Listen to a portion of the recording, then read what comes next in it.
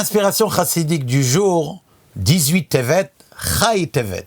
Et d'ailleurs, Chai, vie, est le sujet de notre dicton du jour. La paracha de Vayechi commence avec le verset Vayechi Yaakov be'eretz Mitzrayim 17 shana. Yaakov vécut en terre d'Égypte pendant 17 ans.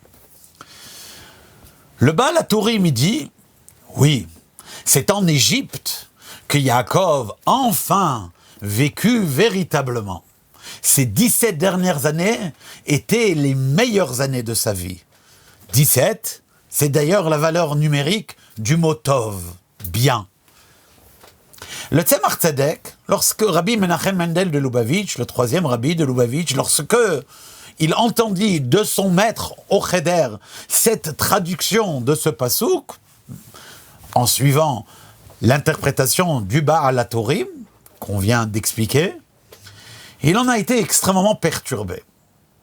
Et en rentrant à la maison, il est parti voir son grand-père, Rabbi Shneur Zalman, l'auteur du Tanya, et il lui a dit « Je ne comprends pas. Comment est-ce qu'on peut dire qu'en Égypte, Yaakov vécut ses meilleures années ?» Ça paraît surprenant. N'oublions pas que Yaakov, avant de connaître les difficultés de la vie, de devoir fuir son frère Esav, de devoir se mesurer aux fourberies de Lavan, de devoir gérer le deuil de l'absence de son fils Yosef, avant cela, Yaakov a grandi chez Yitzhak et Rivka, Yaakov est Ishtam, Yoshev, Ohalim, avant que tout s'abat sur lui de telle manière, Alay Hayakulana, etc. Avant cela, il avait une vie heureuse, épanouie. Comment on peut dire que c'est qu'en Égypte? L'Admor Hazaken lui répondit la chose suivante. Rabbi Shneur Zalman lui répondit. Yaakov envoya Yehuda pour créer là-bas un lieu de Torah. Et lorsqu'un juif, il a un lieu où étudier, eh bien, c'est le meilleur endroit où il peut se trouver. Sur cette anecdote, notre rabbi pose une question. Il dit, mais ça ne répond pas à l'interrogation, puisque finalement, Yaakov étudiait la Torah avant aussi. Donc on n'a toujours pas répondu à la question.